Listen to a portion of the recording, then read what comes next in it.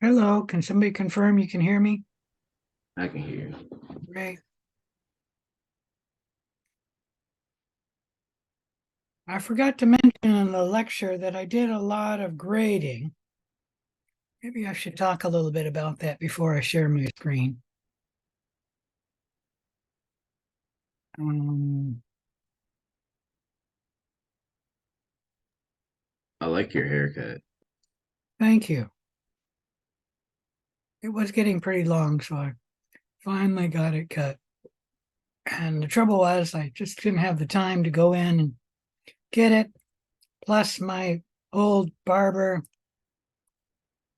isn't around anymore, so I have to find a new barber. And anyways, I got some of the worksheets on the lecture graded. I'm not sure if it was worksheet lecture 4B and worksheet lecture 5, but at least one or both of those have been graded, as well as lab 1 has been graded now for the second time, and then worksheet lab 2, worksheet lab 3 have all been graded for the second time. And worksheet lab 5 and worksheet lab 6 have been graded for the first time. I'm not sure about worksheet lab 4, but worksheet lab 5 and worksheet lab 6, I do remember I graded those. So that was a lot of grading I got done. And take a look at that for worksheet lab 5 and worksheet lab 6. I believe you have until this Saturday. Let me check on that. To submit corrections. And that is true for worksheet lab 5, and I assume it's true for worksheet lab 6. And let me look at worksheet lab 4. Yeah, that one I graded earlier.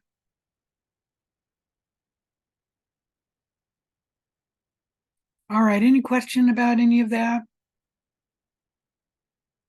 I also returned data for the people who requested a quick test, but I sent out the results late Tuesday night, which probably was after midnight, so you could say early Wednesday morning, but I call that part of the night because I'm a night owl anyway. And sorry, I just ate a peach and my fingers were a little sticky.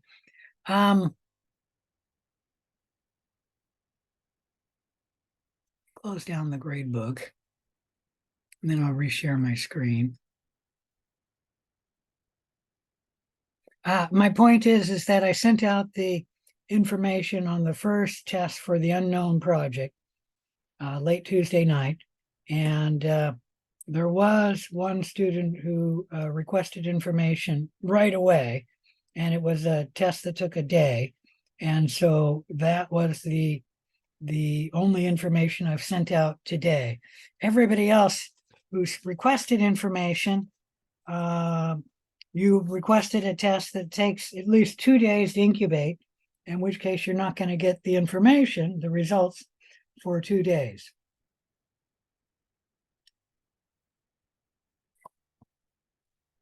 And some people requested information today as well.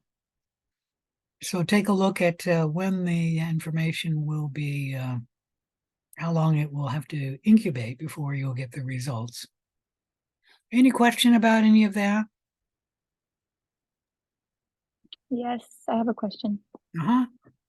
How many tests are we allowed to request at one time? You have to use dichotomous logic. That means you're requesting one test at one time. Now, you don't have to follow dichotomous logic. You'll just get a penalty if you don't. Okay. All right, let's share my screen. I don't think I'm doing that yet.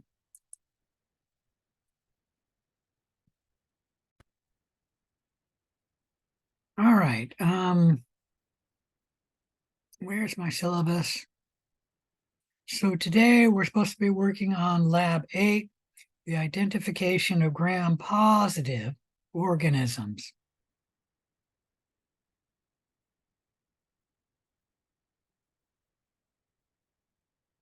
Now it looks like the lecture may have finished. I got 3 windows open now.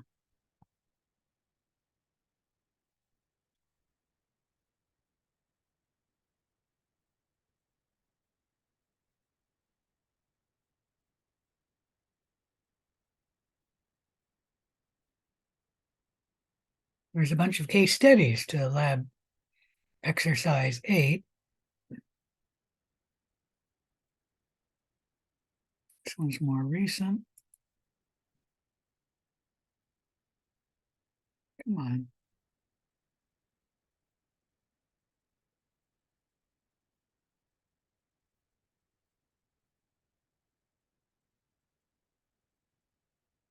I'm not sure if it's this one or that one.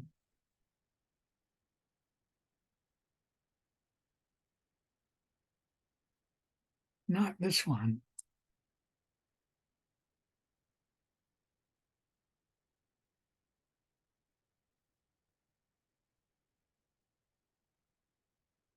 Oh, yeah, it's this one. This is a little fouled up here. Clostridium should be a bacillus. Oops, what's happening there?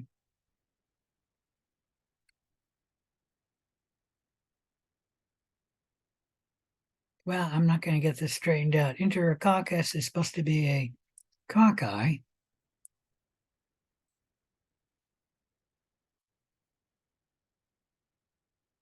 Somebody made this funny. Ah, that's not very good. I'm not going to get this straightened. I know that. But I was just trying. And that should be a bacillus. Yours isn't fouled up like this, but this one is. Streptococcus, there's bacillus, which should be a gram-positive bacilli. I'm going to save it there, and we're just going to leave it there. Bacillus should be a gram-positive bacilli. We're going to be talking about Clostridium, Listeria, and Bacillus for gram-positive bacilli. And then for gram-positive cocci, Staphylococcus, Enterococcus, and Streptococcus. Any question about any of that? There are some supplemental material today, only video clips, although there are gram-positive dichotomous key and case studies. Let me show you that.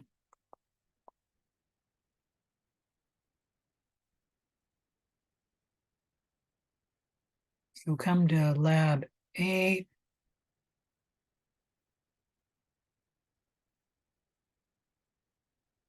That might be it here.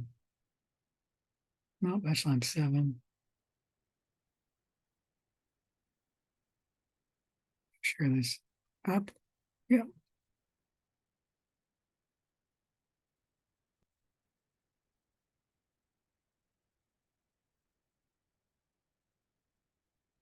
I didn't see lab 8. Did I go past it? Yes, it's right below lab 7.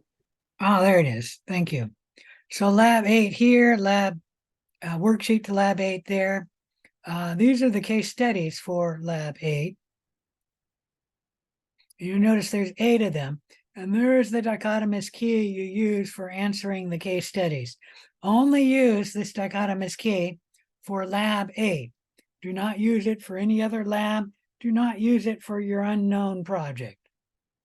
Any question about any of that? I thought about linking all of these together and putting them in one file. The trouble is that it was the lead microbiologist who made lab 8, and he put the case studies in a whole bunch of different files, and he has occasionally made a change to one of the case studies, in which case he'll give me a new case study too, but I don't get the other case studies. So I decided to keep it as separate files so that if it gets changed, I can easily make the change. In the other labs, I have it they're much more easy linked together, but that is because I made the lab. Like I said, I did not make this lab, and if the lead instructor changes it, I got to have it in this format. And I'm sorry about that, but what you do to get case study 1 is you just click on case study 1 here, and then there you go to get the dichotomous key. Click on that link there. Let's see, where are we? So the learning objectives for Lab 8, 1, understand the principles and how to interpret the results for the CAMP test, the Bialis-Scullin auger slant test, the SF broth test, and the Optogen sensitivity test, and use the dichotomous key to solve case studies involving gram-positive bacterial infections. I thought we had a dichotomous key for both gram-positive and gram-negative. Let me check on that there. Oh, crud, where are we? Here we are.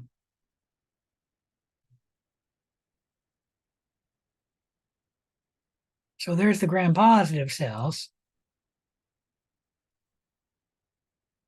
And there are those are gram-positive as well. Okay.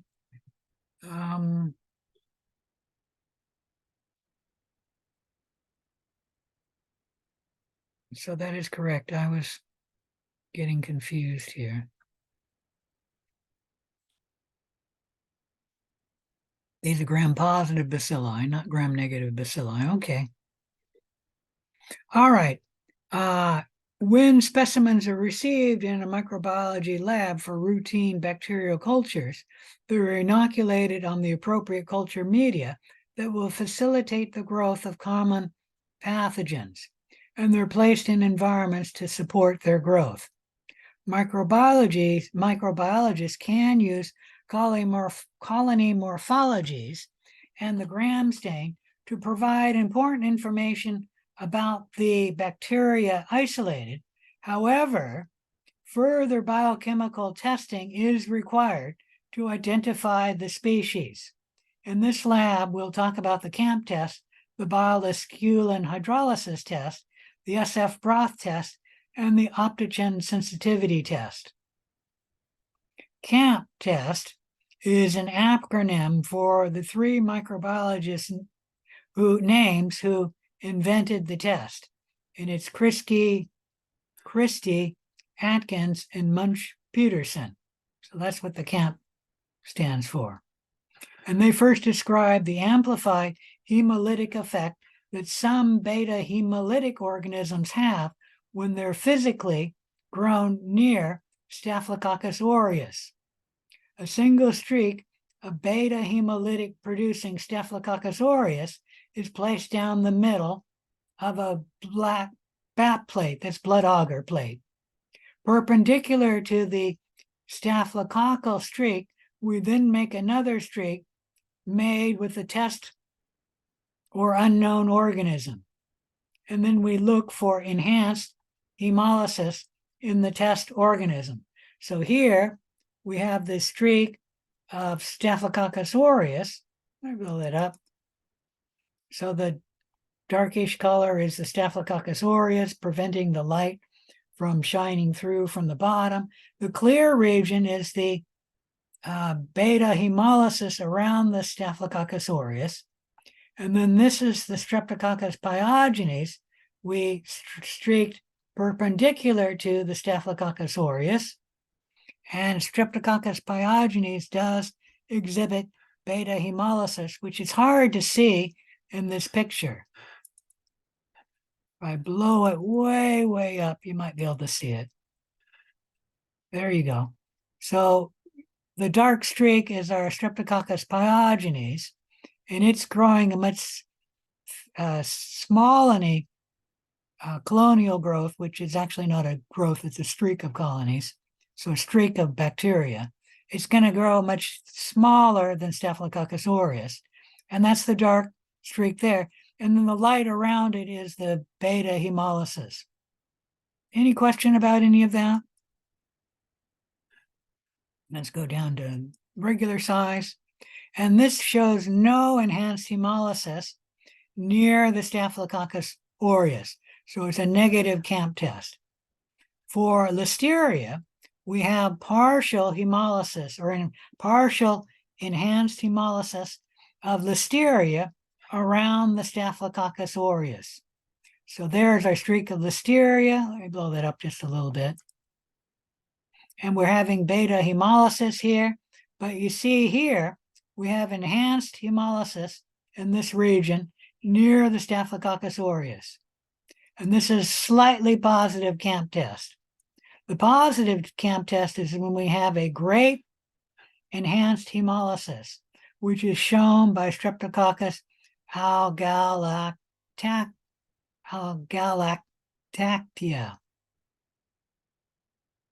So there we have beta hemolysis around the Streptococcus species, and here we have greatly enhanced hemolysis. The greatly enhanced hemolysis takes on the appearance of an arrow.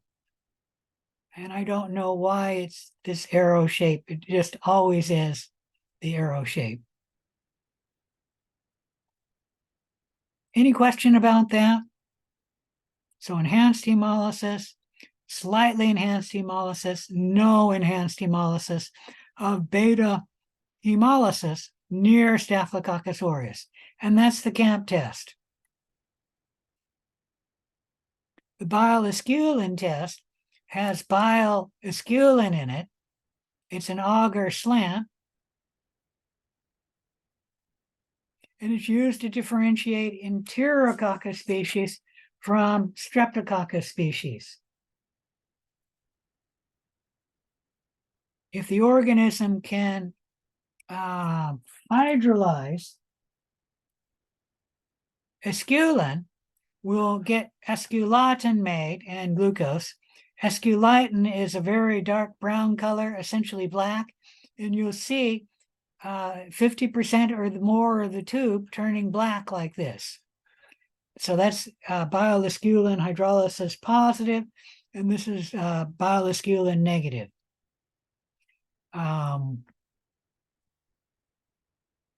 Streptococcus species are all negative. Enterococcus species are bile-esculin hydrolysis positive.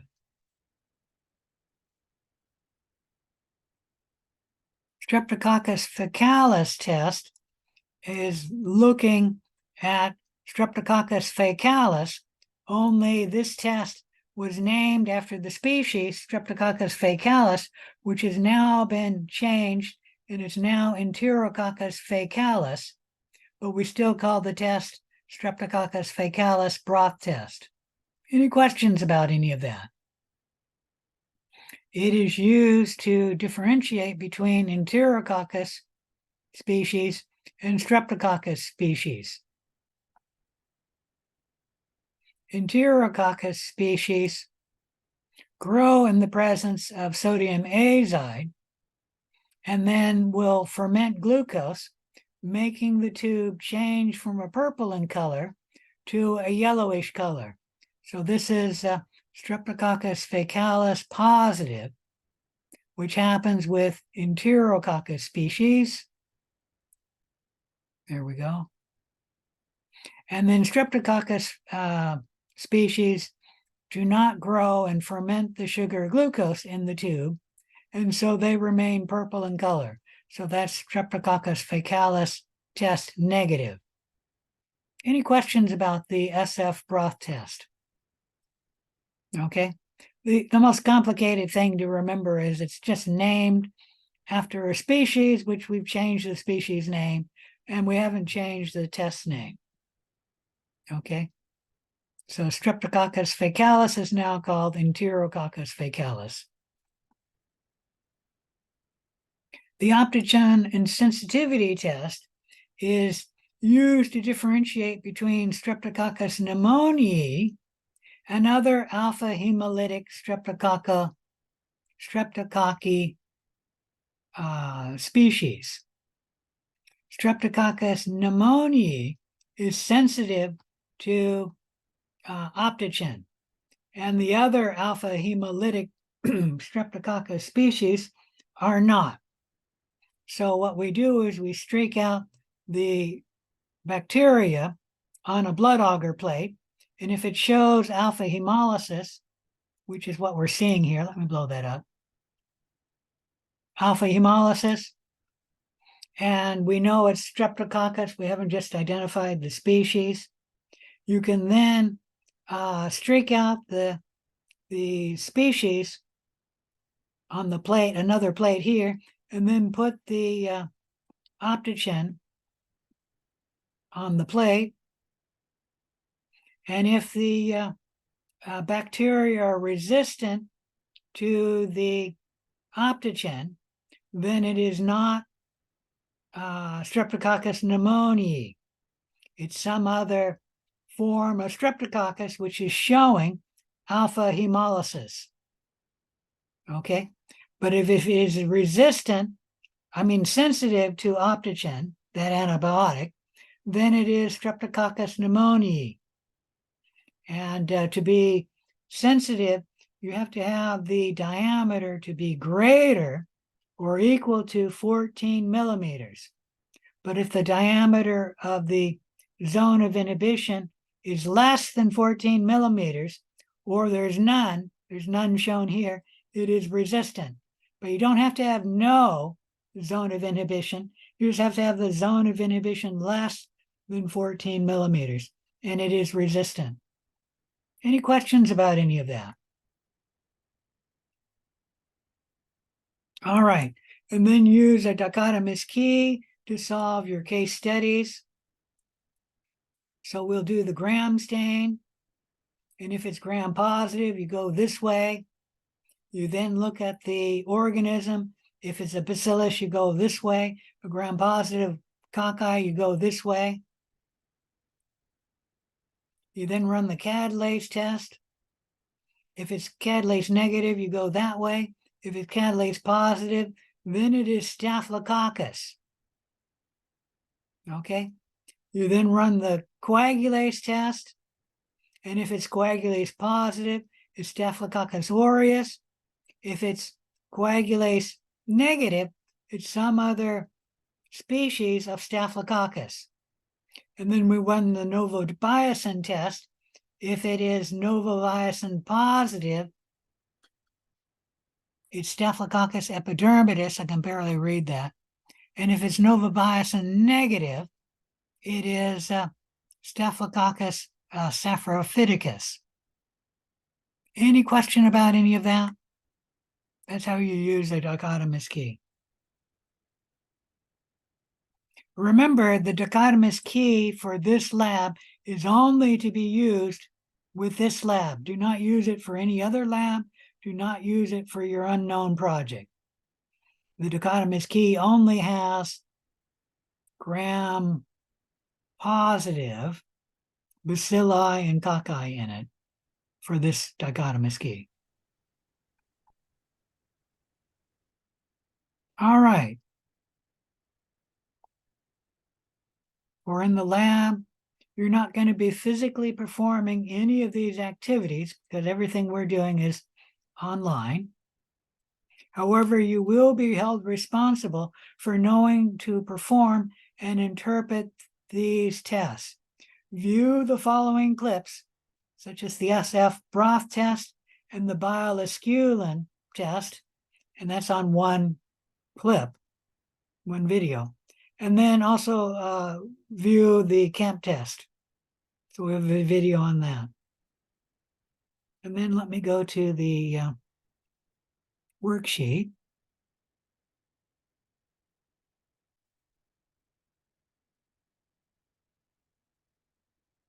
And review how to interpret the following tests, completing this chart.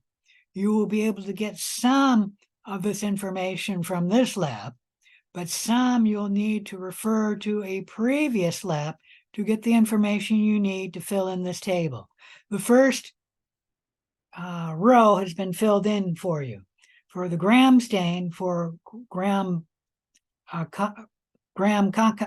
for cocci and bacilli, if the gram stain is positive, meaning we have a gram positive result, it'll be purple for the result. And for a gram negative result, it'll be pink.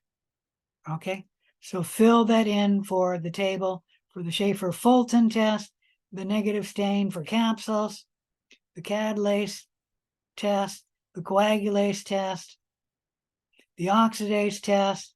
The CAMP test is in today's lab. Fill that in here. The bile-esculin hydrolysis test is in today's lab. The SF broth test is in this lab.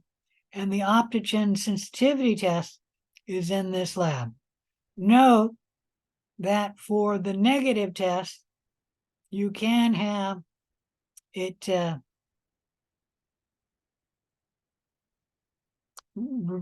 resistant, meaning not sensitive, negative for sensitivity, if it is simply less than 14 millimeters. It doesn't have to be no zone of inhibition. And then it's optional. You can write in the basotrace and sensitivity test. You do need to know the basotrace and sensitivity test for some of the, what are those called? Case studies. So I put that on there, but it's optional. You don't have to have results there to get points there. You won't be marked down, but it's a good thing to look it up so you can get the information for the test. If you don't know how to use the dichotomous key, you can click on this link and it'll work you through a separate dichotomous key. Don't use that dichotomous key for this lab or any other, but it's just to help you work on a dichotomous key. But the video will help you understand the ideas behind using a dichotomous key. All right, and then these are the organisms we have under consideration for the case studies. And what you're going to do is use the two dichotomous keys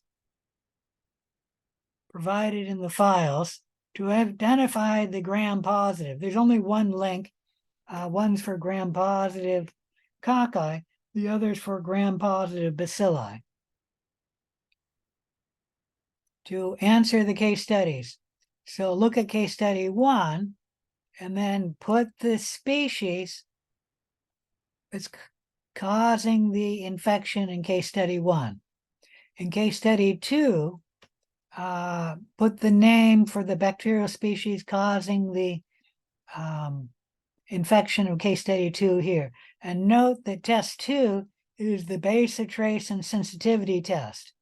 And then case study 3, also note that test 2 is the basotrace and sensitivity test. So I'm telling you what it is because in the case study, it's not clear that that's the basotrace and sensitivity test. All right, let's go through the case studies.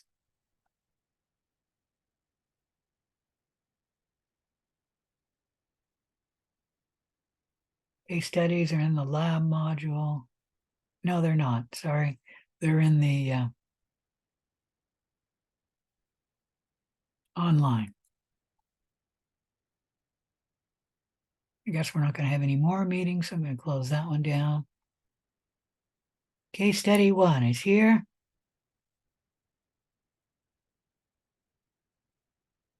Oh, that's awfully big. Let me go to it directly.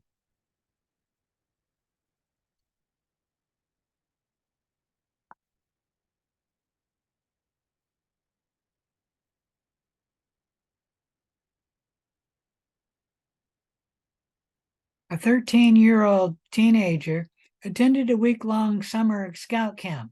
Upon returning home, his mother notices a pustule is beginning to develop in the spider bite on his arm. The area is warm to the touch and is becoming extremely painful. When her son starts to run a fever, she takes him to a walk-in medical clinic for evaluation. The physician orders a gram stain of the exudate and a routine culture. Here are the findings. Here are the bacteria right here. The pink is his own normal cells. So you can take a look here. And there's the cells. You can actually get the cellular growth arrangement from these cells too. Let me shrink that down now. And then they streaked out the bacteria and they got this result on the blood agar plate. So you can see something happening, the hemolytic activity on the blood agar plate. Record that. Then they did the catalase test using hydrogen peroxide. And there's the result. They then did the coagulase test, test 2, using Rabbit plasma. And you can see the coagulase result there. Whoops. They then streaked out this bacteria on a mannitol salt agar plate. And here's the streak of it here. And you can see the change in the mannitol salt agar. First, it's growing on the mannitol salt agar. That means something. And then it's changing the color of the mannitol salt agar. That means something as well. And then what bacteria was isolated? Any question about that? If not, Actually, yes, on that one. So that's case study 1, I'm sorry. right? This case study Is 1. that case study 1? Well, when you use the dichotomous key, if it was sorry, let me go back to where it was. Coagulase positive, it doesn't actually, like, the key stops there. It doesn't Because show it gives us a any use species for right the after that. Let me go to the key. right. Yeah, there's a species name. It I just know doesn't. that. Just a minute. Let me go back. Yeah, I'm just saying the mannitol salt agar, is that useful in other situations? Because it's not, doesn't seem to be useful for this one. I don't know if all of the tests will be used in the dichotomous key, because after the coagulase test, it already names the species. Okay. That's why you don't need to go further. Any questions? See, gram stain is gram positive cocci. So that last one on the case study, that's just useless information almost. I suppose you could say it's useless information. Yeah, not useless, but yeah, I just want to make sure It's that information that you don't yeah. need to solve the case study. I will agree with that. Okay, perfect. Okay.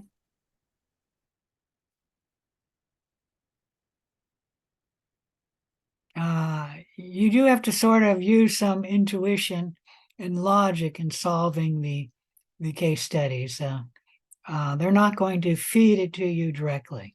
So, all right, let's go back to the case studies. Go to case study 2.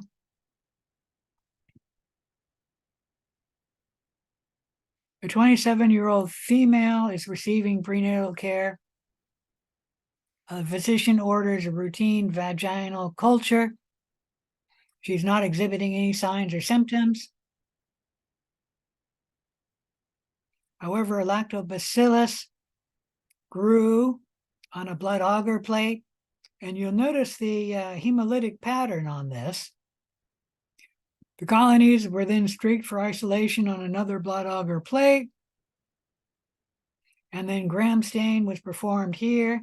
You have to blow that up to see what that is. Can I get that here?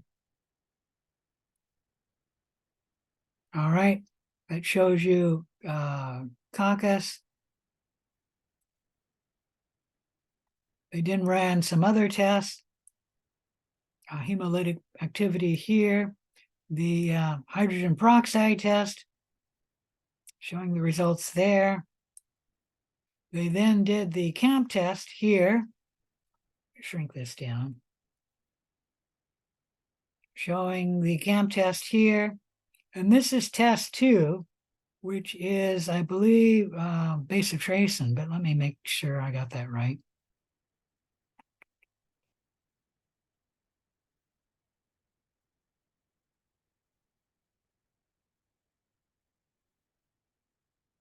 bacitracin sensitivity test. That's not stated here, but that's showing you bacitracin, and there's no zone of inhibition, meaning that's growth all the way up to the bacitracin. And then there's the CAMP test, and then what bacteria was isolated.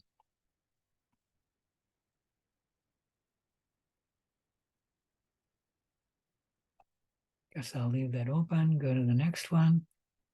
Case study 3. An open wound on a thigh. There's the Gram stain of the tissue. This happened by simply a wood splinter.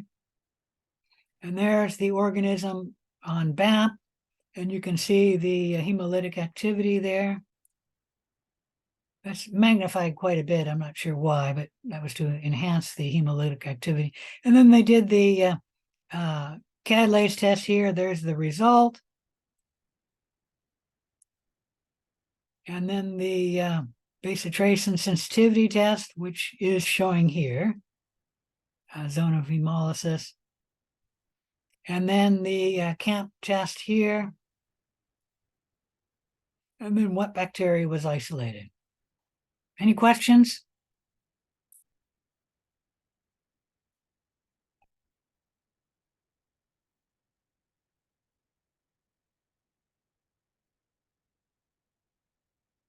Case study 4.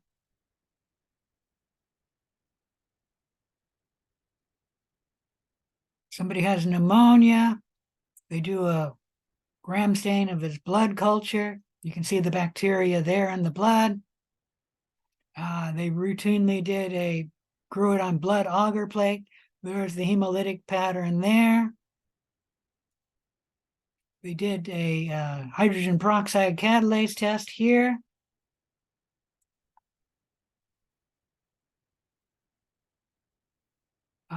They then looked for the negative stain. You can see the results there. And then they did Optogen sensitivity test here. And it's 16 millimeter zone of inhibition. What bacteria was isolated?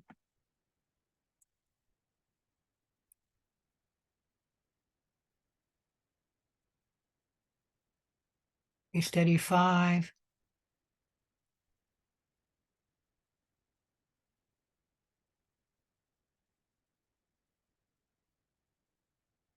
Somebody who was a user of methamphetamine and major dental work. You can see her teeth are all in bad shape. She's sick. They did a study of her blood culture. There it is there, showing bacteria. You can see the growth arrangement of the bacteria there too. And then they grew that on a blood agar plate. You can see the hemolytic activity here. They then did the catalase test. You can see the result there.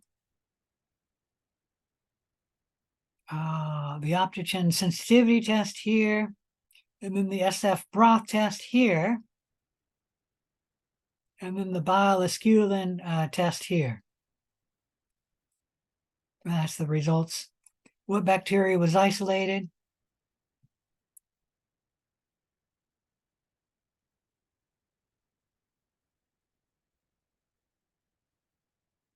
Case study 6.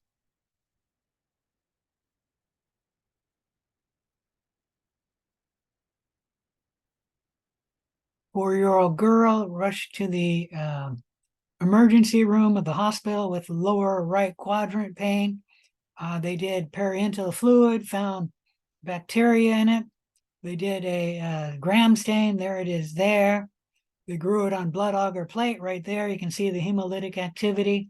They grew it on McConkey plate. It looks like nothing grew, except maybe one culture there. They then grew it on blood agar plate. You can see the hemolytic activity there. They did the catalase test here. See the results there. They did the SF broth test there. There's the results. And they did the bile esculin test here. And that's the darkening of the bile esculin. And it was the bacteria that was isolated.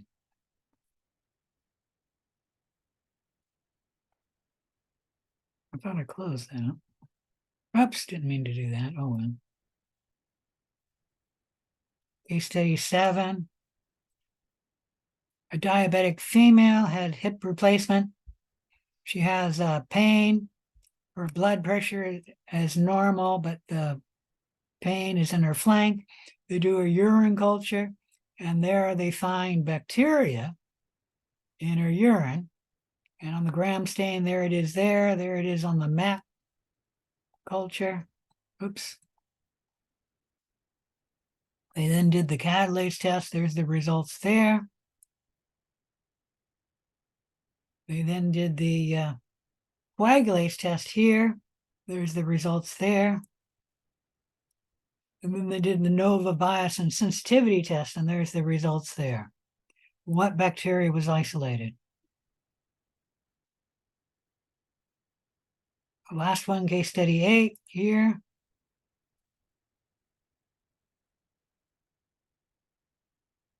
A woman comes into the hospital with flu-like symptoms.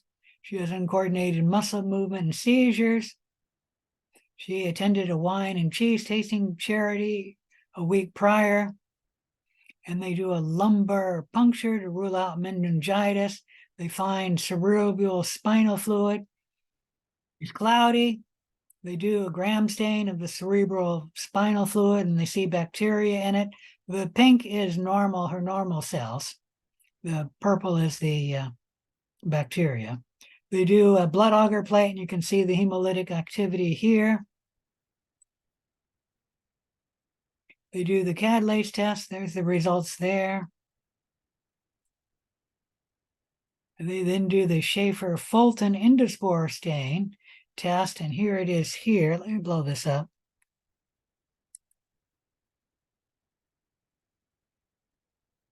So, oops.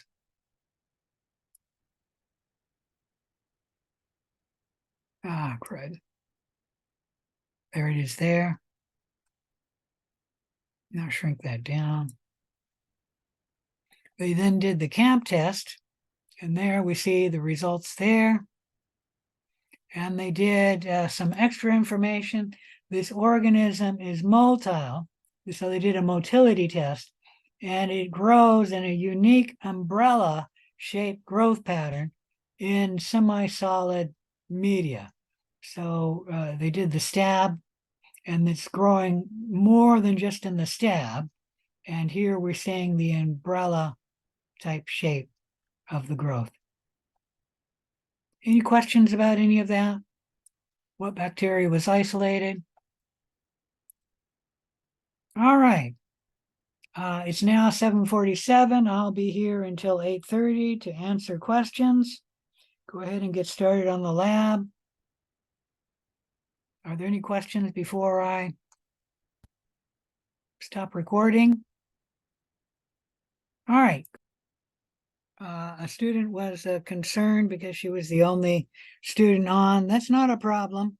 I'm here for you guys, so I'm here to help you too, and I'm here on the lab to help you. As far as I know, I'm the only microbiologist at Clark that does that, but my philosophy is the lab is a teaching exercise, and I am here to help you.